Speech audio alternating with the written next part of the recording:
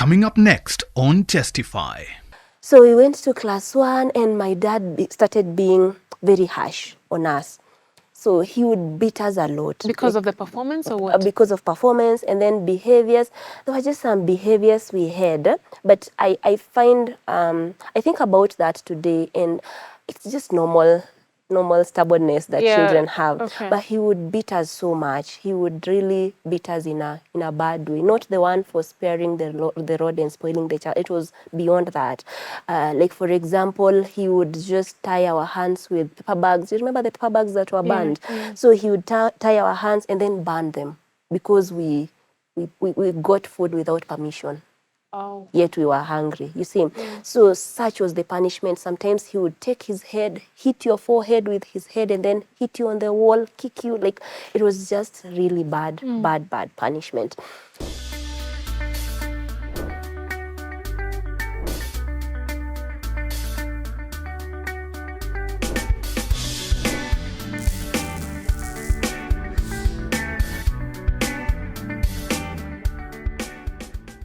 Hello and welcome to Testify on Hope TV, where you look and live. It's always a joy to have you join us. And if you're joining us for the first time, karibu sana. My name is Sharon Aitore Wangenye.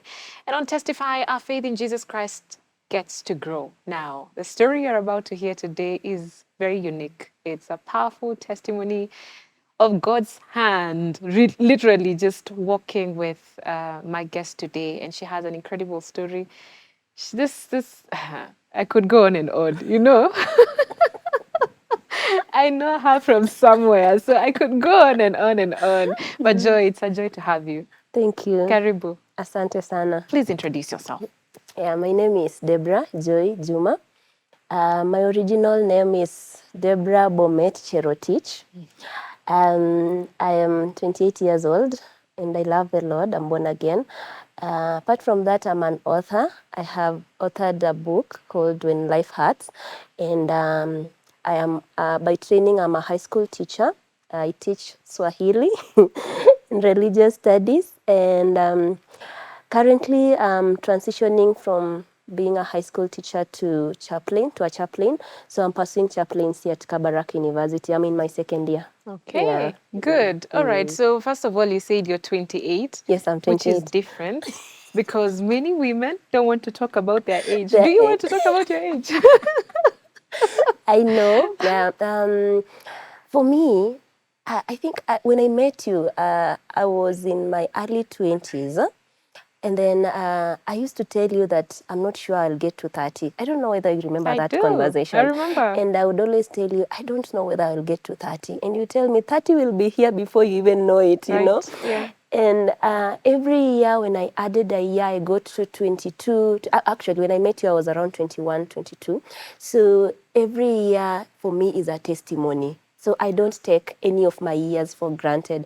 And for me, even when I am 70, and I don't want people to, for me, and people don't want to tell that for me I'm very okay. I will say I'm 70 and celebrating the goodness of God, because every year for me is a miracle, totally a miracle. Amen. Yeah. Nabado, you'll see many more miracles, many more years to come. Yeah. That one I'm certain about. Amen. Now, where does your story begin?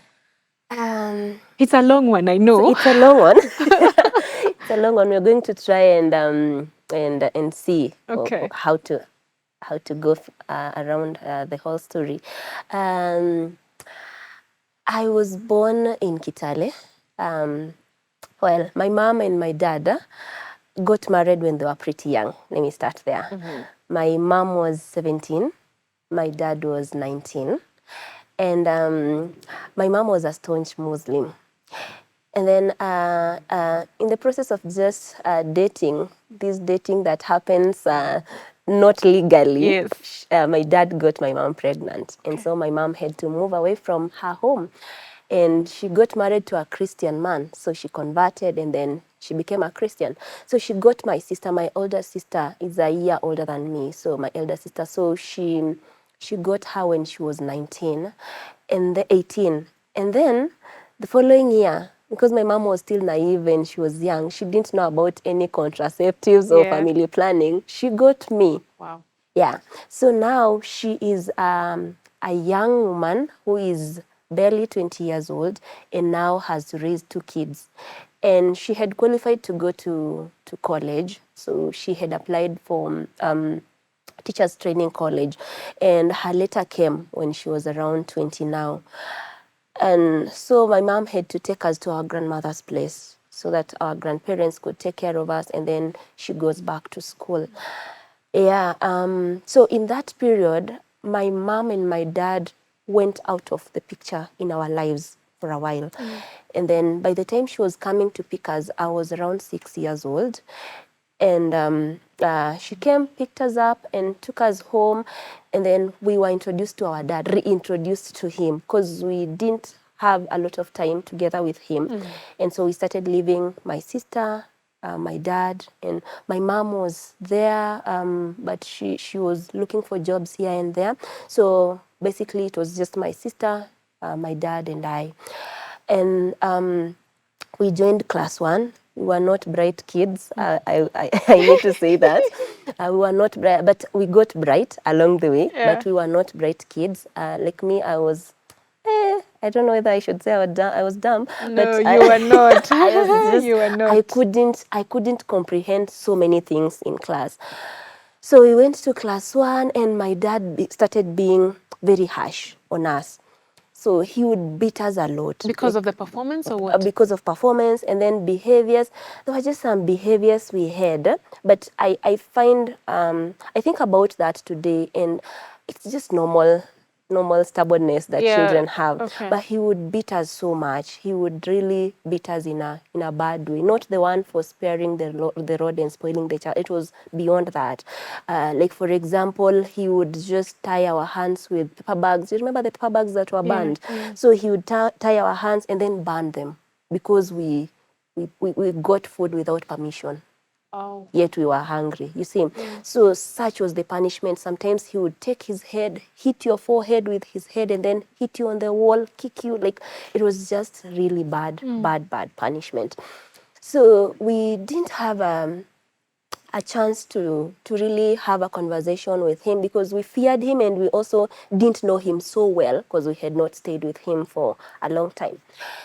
So by the time we got to around grade 1, we repeated grade 1 because, like I said, we were not bright kids. And I think the punishment also was affecting us. It's just that we didn't know it was affecting us.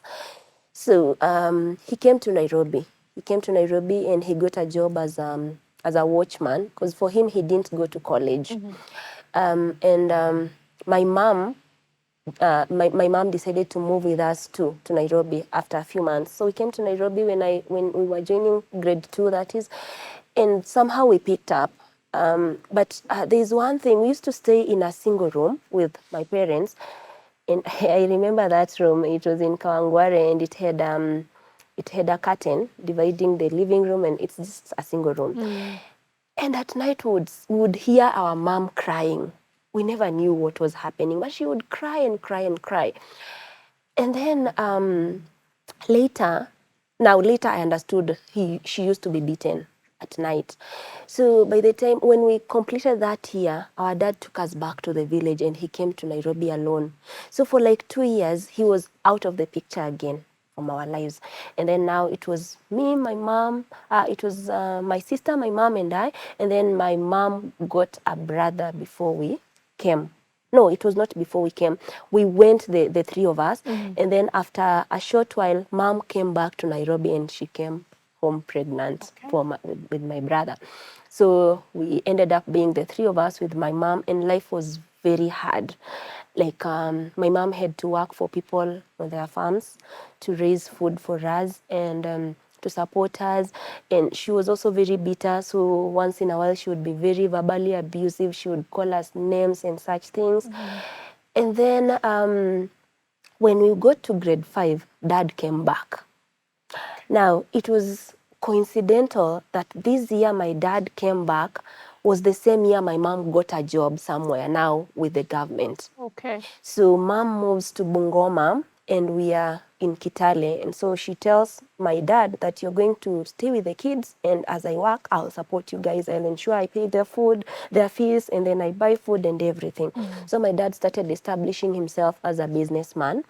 and his business really picked up. He had chicken, he had good things on the farm. Like he really became financially stable.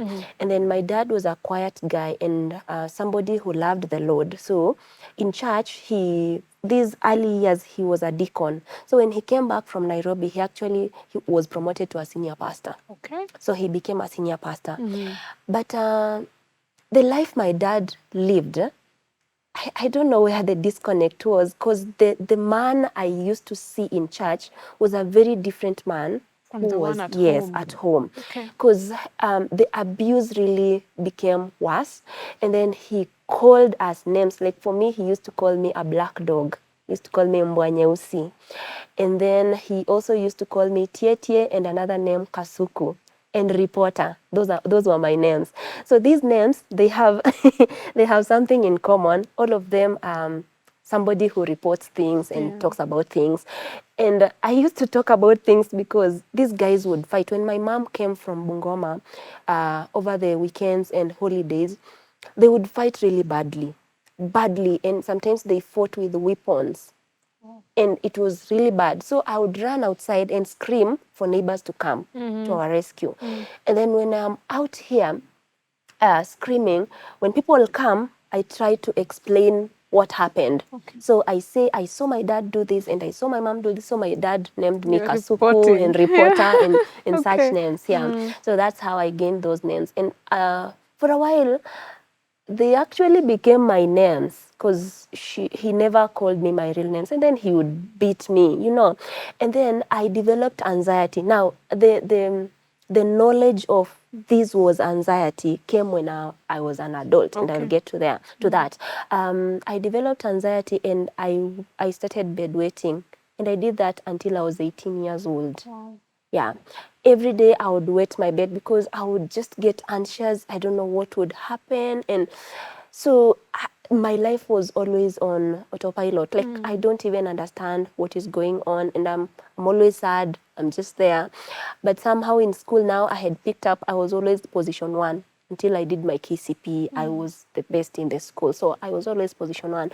And then now my dad and my mom had moved us from very many schools. Actually, in primary, I went to 12 different schools. Wow. 12. In 8 years? Yes, in 8 years, I went to 12 schools because they used to have disagreements, and then we go to another school, they have disagreements, we move to another school. So that was how it was. So when we got to grade 7, my mom took us to half boarding because I think she also knew we were going through so much at home. She took us to this school where we would do boarding from Monday to Friday, and then come home on Friday, then go back to school on Sunday afternoon. Okay. But you would be surprised, we never loved that weekend, going home that weekend. Actually, there are some times when we would hide. Like we literally hide so that we don't go home. We just want to stay in school because we don't want to meet our dad. Yeah. He was just a harsh man and a bitter man, And then in the church, people really trusted him because this guy could preach. Wow. He could preach. There's a time he preached about captivity, and I still remember that exposition he did. And I was like, I don't know. I think he just had his own traumas that he had not dealt with. I don't know. So we did that half boarding thing for 1 year.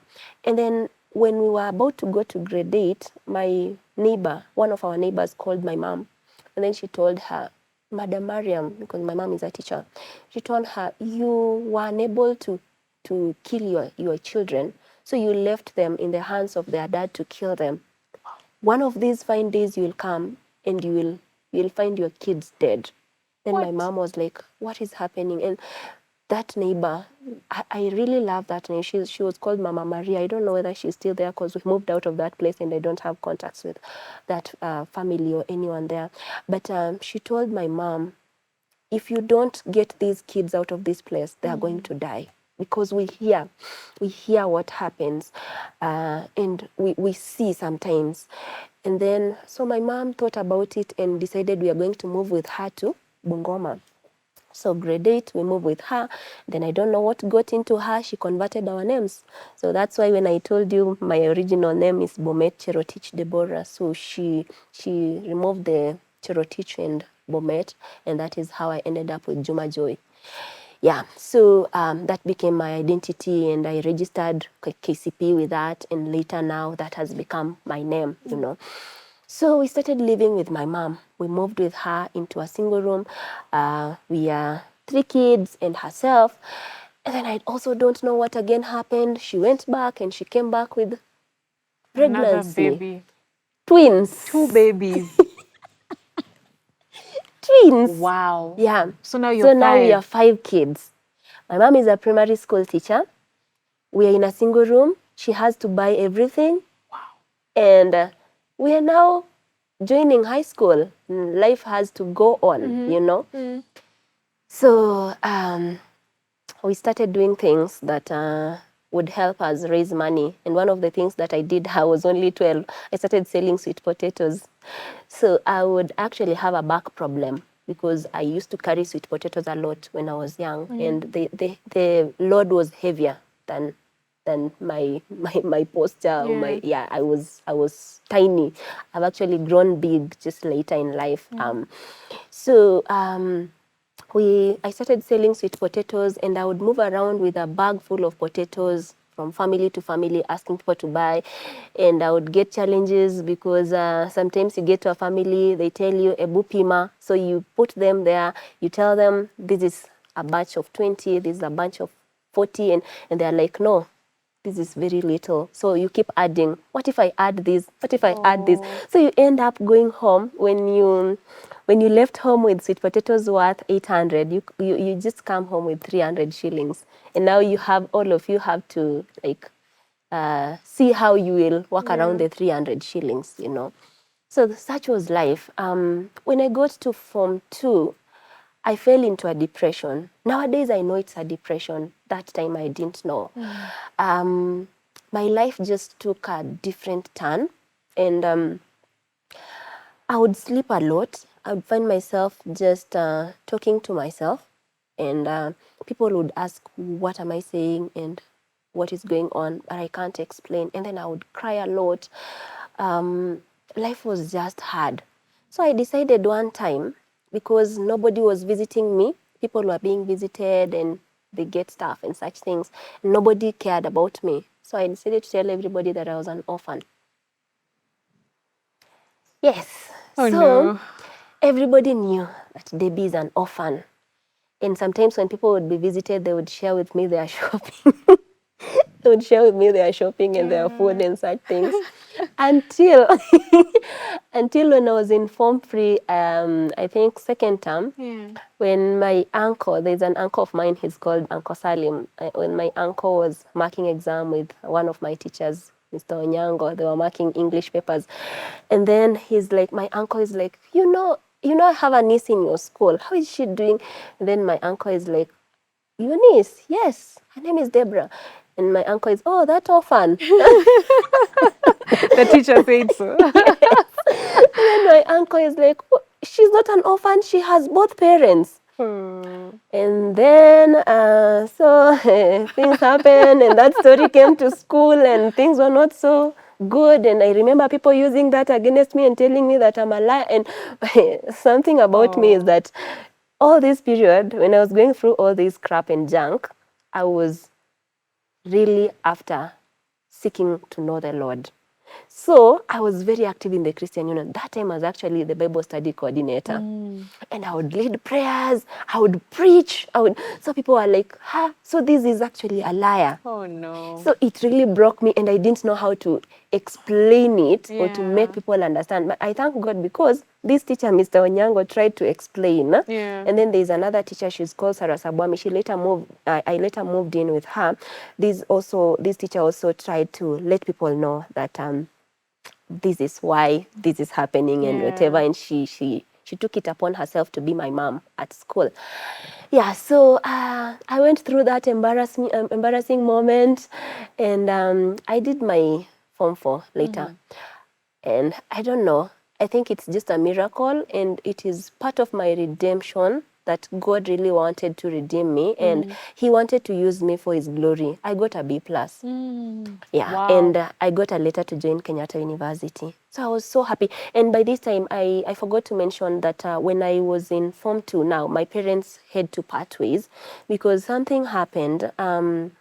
My dad came home when his head had been cut, and my mom was behind it. I hear that. Yeah, he had been cut badly, and people thought these people are going to kill each other.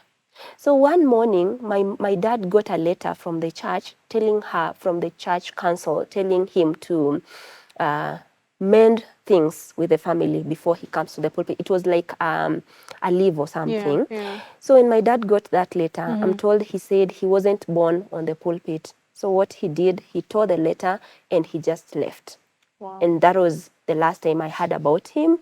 And I have never seen him again. He just disappeared. Yeah, he just disappeared. And he went, and people tell me he's somewhere in Kitale, but I don't know where. And I don't think I have, if he comes to me, I'm okay. I will embrace him and accommodate him. But where I am right now, I am not yet okay with going to look for him, you know. Yeah, so he left, and so we started doing life, just my mom and like as a single family, single parent family. So I get my letter to join KU. I'm so excited that I'm going to university. Definitely. I'm going to town. You know, I am used to living in the village, and so I'm going to now, like, I'm going to live life the way I hear university students live life. So I bought my plastic plate, plastic cup, and plastic spoon. And then I packed my bag. I didn't have a lot. I think I had 2 skirts and 3 dresses. And some sport shoes, black sport shoes.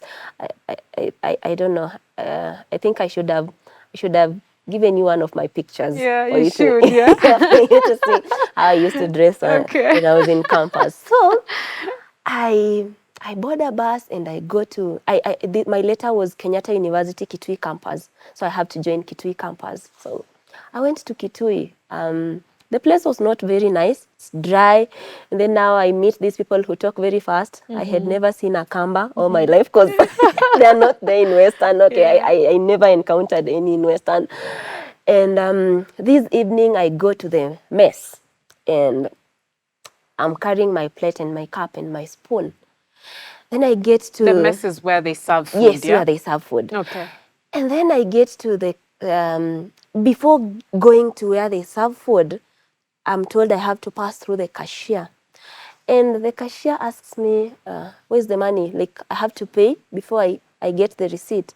Like, I have my plate. I thought I'm just given food because in high school, that is what used to happen. Yeah. And then he's like, here things are different. You have to buy food. And I'm thinking, now, where am I going to get this food? Wow. I went back to my room, and then I got some 100 shillings I had. I came paid, and I got a meal. Then now I started asking myself, I need to look for ways of how I'm going to raise money. Because now I don't want to pressurize my mom, and because she was dealing with a lot too. Actually, my mom got to a point, she was also depressed, and she got to a point where she was removing her clothes and walking, like just like that, you know. So I didn't want to add more pressure on her. So I got myself into working as a house help. Wow. Yeah. So I started working as a house help, and that was the toughest season of my life because people are not friendly out here. And sometimes nowadays I talk about kindness a lot because I know how cruelty feels and I know how meanness feels. Because I encountered people that were very mean. Of course, I also had my share of challenges because I don't know how to operate machines and such things. They are not there in the village, so I'm learning.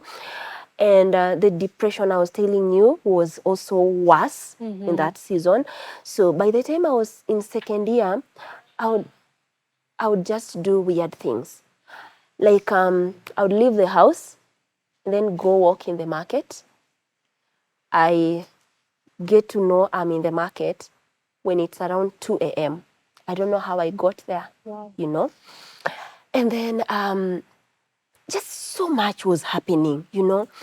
So this one evening, I'm making dinner for the family, and instead of using cooking oil, I use liquid soap.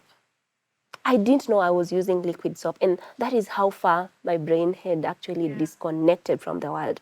So I make food, and somehow I saw the foam in the stew, but my mind thought it's just normal. Maybe it's the type of meat they are cooking, you know, it's different from the village meat. Right. Yeah, so I didn't think it's something wrong that I was doing. And then I serve. So in that family, we used to serve food. You put in the table, and then people will come and do self-service. So I serve, and the first person to come and serve is the lady, the owner of that, my boss. So she came and she said, the food is smelling soapy. Like there's some soap, soap smell somewhere. And then she called me. Then she also called the hubby. And this lady used to call me a fool. Every time she would tell me, you're so foolish. And you know, when the insults come in Swahili, they sound so rude and cruel. So she would call me a fool. And so this night she told me I'm a witch. She told me, you are a witch from the village. You have come to finish my family. So I told her, I cooked, and I told her, let me bring the oil I used. Maybe it's the oil that is different because it's new. Nilifungua. It was just new.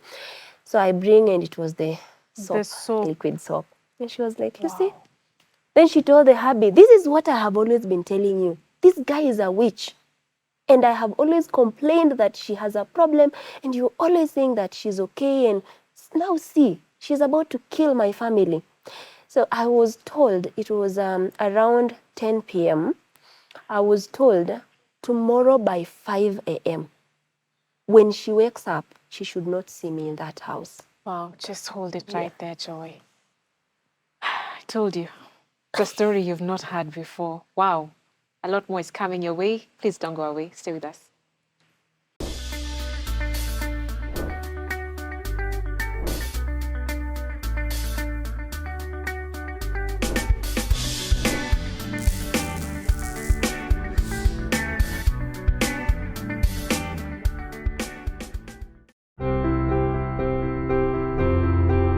The Asian community in Kenya has been nationally recognized as the 44th tribe of the people of this great nation. For me, God is real in Christianity.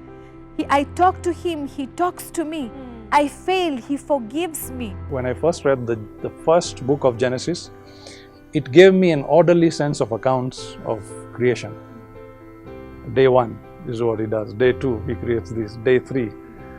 Every third Thursday of the month, we bring you Asia Testify, where we will be listening to life-transforming stories of Asian believers who have walked with the Lord. Only here on Hope TV. Look and live.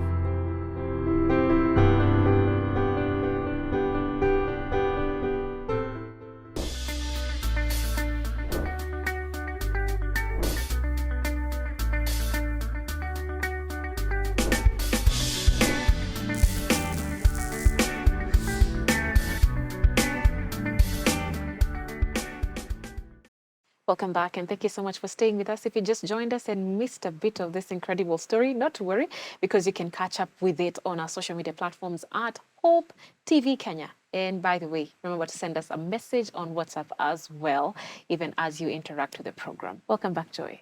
Thank you. So you've been told 5 a.m. Yes, should by not 5 find you in the a.m. house. I should be out of the house. I don't have any money. And it was 3 days before payday.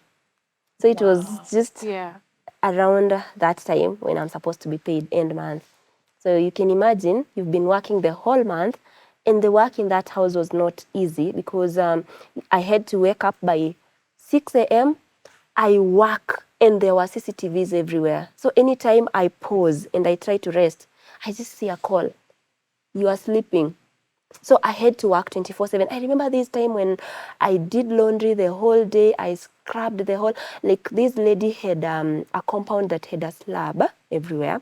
So she would pour soap for me To scrub to the whole. scrub it, and she pours soap and tries to like make foam. So you Yeah. have to remove all that, and it takes a while.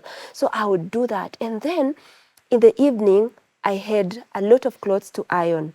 I ironed until around 3 a.m. and then I slept. 5, she was in my room, and then she checks the clothes and says, "Is this what you can do? If you didn't want to do, why couldn't you have said it?" And I had done my best. Actually, the clothes were okay. And she told me, "Just pack the clothes and take them to the boot. I'll take them to a laundry." And I was like, if you knew you could take these clothes to the laundry, you Why know. did I have to why- go through yes, this? Yeah. the whole day, like I had. So that was the kind of work I had done, you can imagine. And then somebody tells you, by 5, you should be out of this place and there's no money. So I was just crying. That night I couldn't sleep. I was just crying. And then I got up. By 5 a.m. I was out of the gate because that is what I had been told. And then I sit there and send my friend. There's a guy who we were in the Christian Union together.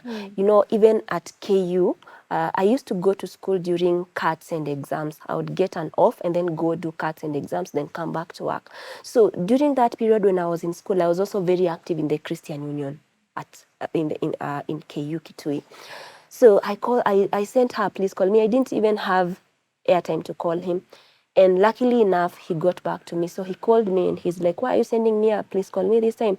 And I told him, "I have been kicked out of the house and I don't have anything." Then he's like, "Okay, I'll send you money. Just come to school. We'll see what to do." So he sends me money and I go back to Kitui. I was working actually somewhere here in Thika. Because this lady, and before that, that lady had told me to go, and she was one of my lecturers. So when I went, she came back again that same week, and then she told me, "So how are you surviving?" And I told her. She was your lecturer? Yes, she was my lecturer. Wow. So she told me, "How are you surviving?" And I told her, "Things I just had. I am actually sleeping with a friend, which is a big offense." And then she's like, "I have thought about it, and because you can't work in town, I want to take you to the village to work for me in the village." And her village is just around, almost near that place. So I told her, "Yeah, that's okay because I need money. I will come." So guess what I ended up being? I don't know if there are people called Shamba girls because I became one. Yeah. So I had to work on the farm, and it was a lot of work because there are days when you have to carry green manure, take it using wheelbarrows to the farm. Then there are days you have to harvest stuff, and so that is what I used to do. And then in the evening, I just clean up myself and go back to school and act like things are okay until one time there are two guys. There's one guy called Kefason and another lady called Elsie who came, and they wanted to see if the husband to this lady could help them get some jobs around that place. So when they came that day, they caught me red-handed pushing a wheelbarrow without shoes and going to the farm. And they were like, "Debbie, is this what you do here?" And I was like, "Yeah, this is what I do." Wow. Then Elsie told me, "I think you should just come back to school." So I planned to go back to school, and I went. And I don't know if the devil was just trying to. So I get to school and I ask one of the girls who was also very active in the CU if I can sleep with her. And she had been hosting me for a while, so I told her, "Can I now just sleep with you the rest of the semester, and then I'll figure out how to get meals." So she said, "Okay." So what I did, I would buy a donut in the morning because I have a little bit of the money and I could get help. So help loan used to help me pay fees. So after I pay fees, now I worked for my upkeep and everything. So I buy a donut, I take the donut with water, and I take water the whole day until the following day. I eat again one donut because that was 5 shillings and that is what I could afford. And then if I hear there is prayer and fasting in the Christian Union, I would go. Not because I want to fast, but because I know there is that money set aside by the CU. Once you are breaking the fast, First you eat. eat. And then I got so active that I became an usher. So that Oh when people are my. breaking the fast, I give them the food, and then Whatever whatever remains. remains Oh. belongs to me. And then on Sundays, when you are an usher, you head to like sit with the preacher and then bring him to church. Yeah. And then after the church, you take him back and you eat bread and tea with him as you interact. I was always Available. you know, there was a schedule where today this is the usher, but I told that person, me, I want to be an usher every day, every Sunday, every Friday and every Sunday, so that bread that remains.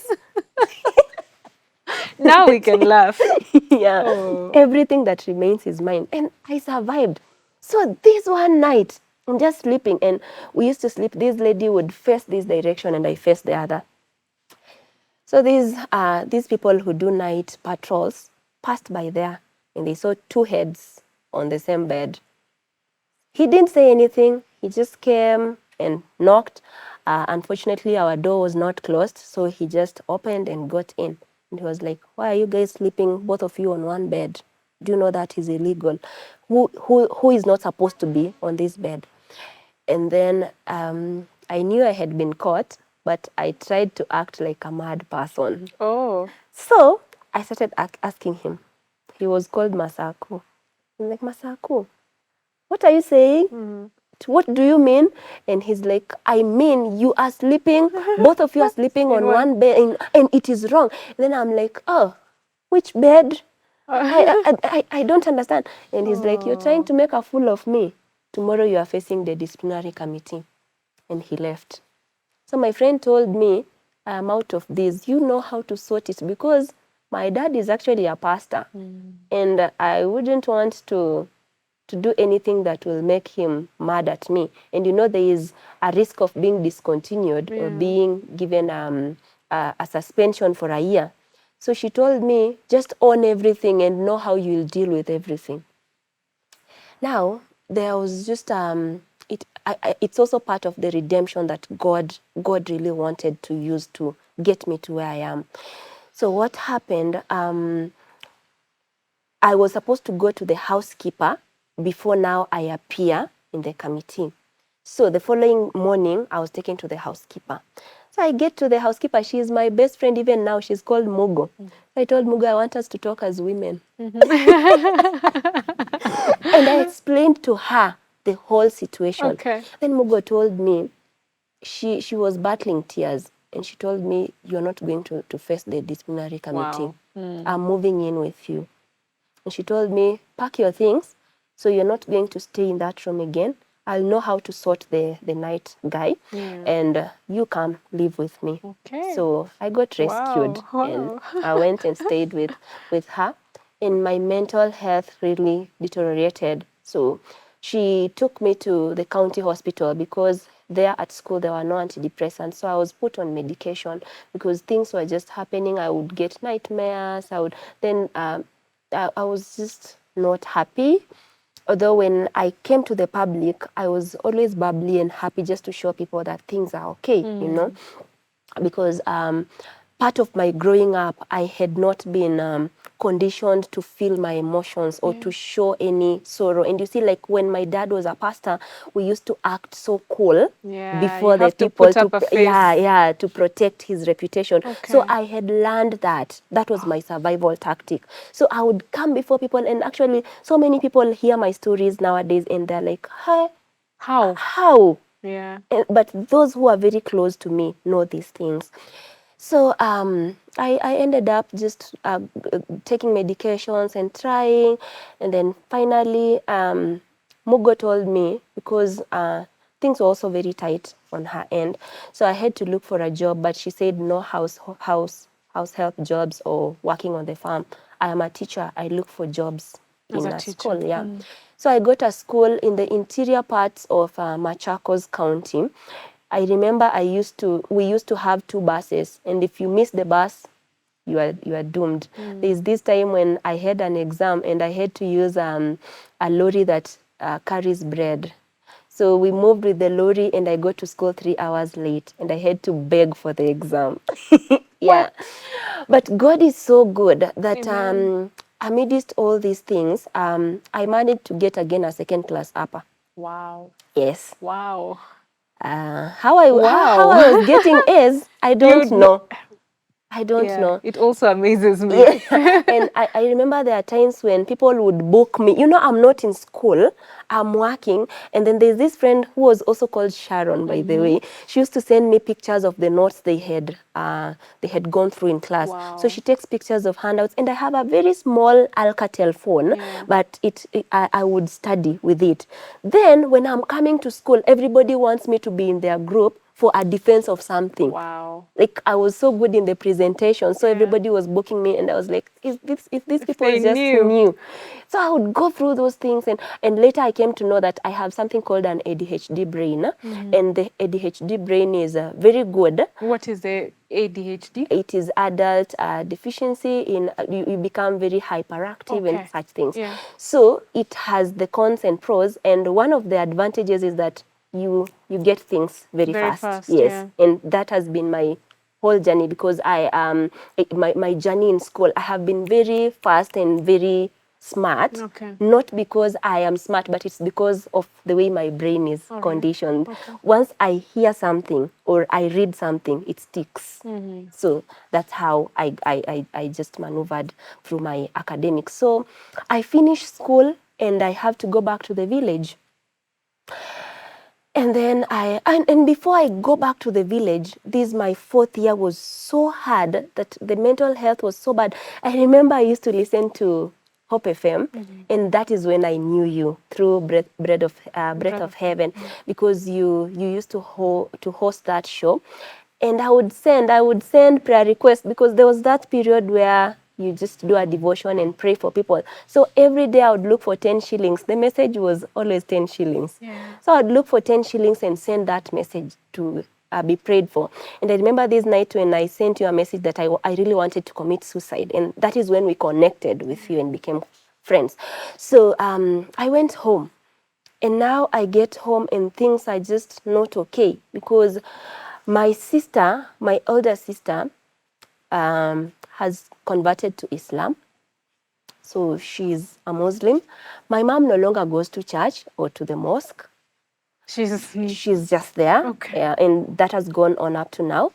And then my brothers are just confused. And you see, now I am this person who knows the Lord and wants to live for the Lord.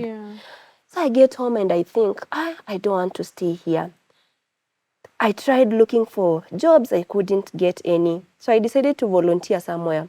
And that is when God started confirming that He wants me to be in ministry. And just before that going home, I was very active in the Christian Union, and they used to have these 2 conferences. One was called Commission Conference and another one Ezra Conference.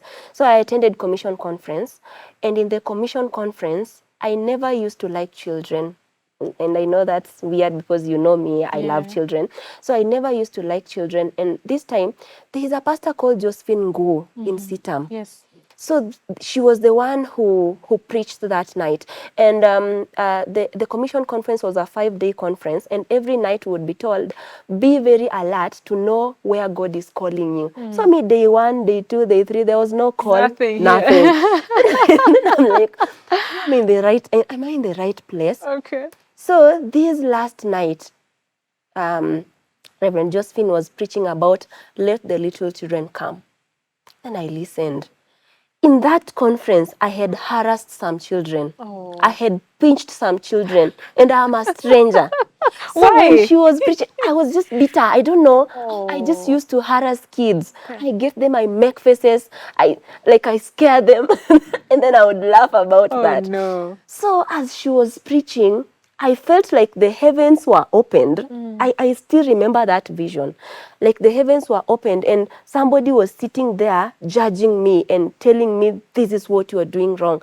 It was so, I don't know. I don't know if anybody has ever experienced something like that. But for me, it was just like the heavens were open. And I remember once the sermon is finished, you are supposed to raise your hand if you feel you have been convicted, and then you stand. So they commission you from where you're standing. I went to the front. Wow. I just stood up. I didn't lift my hand. I just went to the front, and I was commissioned and sent to go and minister to children. Amen. So I came home. I cried that night. And I was thinking, I have been doing something wrong. And then I was repenting, saying, I have been doing wrong things. Forgive me, God. And so just before I finished that season, we went for a mission in Molo. And in this mission, I told the guys, I don't want to go for door-to-door or the crusade. I want to go to a children's whatever. Anything that has children, let me go and serve there. And I went to this street children project in Molo. So I served there as people who are doing door-to-door, and then we would meet in the evening and I give reports. And in that 1 week, I bonded so much with the kids in that place that the manager loved me. So when I went back home after now I'm done with school and I have not yet graduated, I thought that season when I was at home, I said, let me go and volunteer in that place. And that is where I went to volunteer. And God confirmed that that is what he has called me into. Because I volunteered for 3 months, and in the 3 months, there was a lot of transformation in that place. And the kids were okay. We had a good time. I remember when I was leaving, these guys were just telling me, you have impacted us. They even fundraised and gave me money. And that was a testimony in itself, because when I left to volunteer, my mom told me, you know your graduation is coming up. So, and I don't have money. If you volunteer, you know you will not be paid anything. Don't ask me for anything. You know how you'll sort your things. So I finished. I remember when my last day of the volunteer period, I told the manager, I'm leaving tomorrow. I don't have a single shilling. And I had shaved my hair because I didn't have money, you know, as a volunteer. So I told the manager, I'm leaving tomorrow. And I don't even know the fare. Of how you will I don't know where I will get any money. And the manager says, yeah, it has been a good time being with you. She wrote for me a very good recommendation letter and such things. Then now the following day when I am about to leave, I'm just given an envelope. Wow. And I'm like, God. And you know, I was leaving. I sometimes I think about that day and I wonder, if I didn't get that money, where would I have gone? Right. You know? So I came to Nairobi, I prepared for my graduation, and things just happened in my graduation that I still look back and say, this was God. Amen. I got somebody who did a cake for me from one of the fellowships in Molo where I was attending. That was my first time ever to have a cake. By the way, I had never celebrated my birthday or anything, so I didn't know about cakes. I just used to hear people celebrate. My first birthday, where I got a cake for my birthday, I was 24. Wow. So this time I'm 22 and I actually have a cake that is written my name on it. That was something for me. And then I had my mom. My mom got me a gift, which was a Bible. Oh. Yes, she bought me a Bible. Interesting. And then I think these people, you know the way the Bible says that we are letters to be read. I think my family had been reading me. It's just that they didn't verbalize it or tell me about it. But they were looking at me, and she knew that the Bible was the only thing that she would get for me. So I graduated. Then I started looking for jobs, and finally I got a job in Western with this teacher who had helped to talk to people. She was now a principal by that time, 2017. So I moved in with her, and I stayed with her for a period. I was serving in some church there. Now I am so much into children ministry, and things are just happening, and I'm telling God I'm grateful because now I know my purpose, because I know I'm called to serve the children. So later I decided to move to Nairobi. And then I come to Nairobi, I don't know anyone, but there's a girl whose mom worked in Molo where I had volunteered. So she allowed me to go and move in with her in Kasarani. And then the mental health. Now, you know, when I went home, I stopped taking medication. No checkup, nothing. So my mental health is just bad. I am just surviving, but things, I can't sleep, I can't eat. I had lost weight completely. If you check my photos 5 years ago, I was very tiny. So I come to Nairobi and I start staying with this friend, but I am always suicidal. But at that time I was really glued to Hope FM. I used to listen to Hope FM a lot, and I would be encouraged. And so this time, I go to social media, and I bump into this group. It's called What to Do Before and After You Say I Do. I didn't want to get married, but but I just want to know what these guys do. So I joined the group, and then in the group, I see people send messages to the moderators, and then the moderators post. So I sent a message to this moderator who is called Nungari. I have never met her, by the way. I sent her a message and told her, this is my situation. I'm struggling with this and this and that, and I just want to die. That is what I told her. Then she told me, this one I cannot post in the group. I will connect you to a counselor. So she connected me to a counselor, and then she gave me a number, and then she gave that counselor my number. I think she told her it's an emergency or something, because that counselor reached out to me immediately, and we started talking. And then the counselor told me the following day she's coming to see me. She actually came to my house, to the house we were staying in Kasarani with that friend of mine. And my friend had left that during the day, that day. So I was just with this counselor, and we were talking, and she held me, she prayed for me. And she told me, I'm not only a counselor, I'm a Christian counselor. And we talked. Then we talked, and I cried. And that is the one time that I cried. So I have ever cried so much in my life. I was so broken. Then she told me, you are not going to die, you will live. So she told me, we will continue talking, and just let me know if you need anything. Then she left. So we would talk a lot. Like sometimes we would talk even the whole night. And she would just reply to me. She would stay awake. So at some point I moved. I got a job in Kitengela. And then the conditions were not so good in that place. Then I reached out to her and I told her, this is what is happening. And she told me, why won't you come and meet my family? I would want you to meet. I have 2 boys. I would love that you meet them and interact with them. So when you come for midterm, just come for that 1 week so that we stay together and have some time together. And by this time, we have known each other for like a month. So I said, I will come. Then I went, and the kids loved me. Because, again, I am commissioned as a children's minister.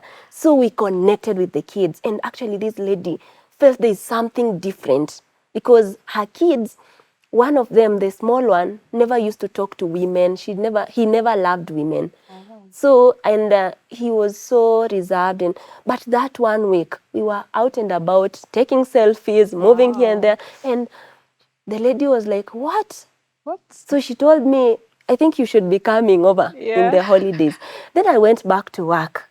Just that week, when I went back after midterm, this lady, I was the secretary, I was the school bazaar, I was the storekeeper, I was teaching Form 4. So I had so many things, and I was feeling overwhelmed. So this one time, this lady told me, because you are the secretary, you are going to cook for the board. And I'm a teacher, So I went and they never used to pay me like a lot of money. So I went, I cooked, but I felt so bad. And now I came and vented, but I vented to the wrong person. Okay. So this wrong person went and told the principal. So this time I just come back to school, and the principal calls and tells me, I'm giving you 1 hour. You should be out of this school. And I don't know where to go to. Yeah. Because this friend who lived in Kasarani was actually dating at that time. Wow. And I think there were just dynamics where I couldn't now fit in, like in before, like when she was single. Okay. So now I just called this counselor, and I told her, this is what has happened. And the counselor tells me, you know what? Actually, my kids have been mentioning you a lot. Maybe God wants you to come. Come. Do you? And she told me, do you have enough fare? Or should I send an Uber? Are you okay? Will you be able to carry your stuff and come? And I'm like, yes, I'll be able to come. And one of the things with me is that I am very keen not to overwhelm somebody. Like, I have been surviving all my life. Yeah. So if somebody shows me a lot of attention and concern and love, I used to block. And I used to like just disappear. Okay. Like I vanish. So I carried my stuff and I went to that lady's home. And then she told me, you're going to live with us. And she told me, you will live with us for as long as you want. Okay. And she told me, this is going to be your family, and we are going to stay with you, and anything you need, you will get. You're going to be like my firstborn daughter in this house. Wow. And then the boys also now love me, you know. So we blended and just became a family. Yeah. Hey, Joy. Okay, yours is a story full of testimonies after testimonies after testimonies. Yeah. And because time is pretty much well spent, we will pause here and then carry forward this conversation to the next episode. Okay. Wow, I told you, it's an incredible story of God literally just walking with someone, holding their hand after every hurdle. They find God there and God carries them and carries them. And there's more to come. This beautiful girl has been to a mental hospital. A rehab. A rehab, actually, where she was mistreated and had to run away in the middle of the night. And so many other stories that you will get to hear in the next episode. So why don't you do this? Let's put a pause here, and then you join me for the next episode. Same time and same place. This is Testify, where faith in Jesus Christ keeps growing. Please remember to get in touch with us through the numbers that appear on your screen or through our social media platforms. Share this link with as many people as you possibly can. Bye-bye. See you next time.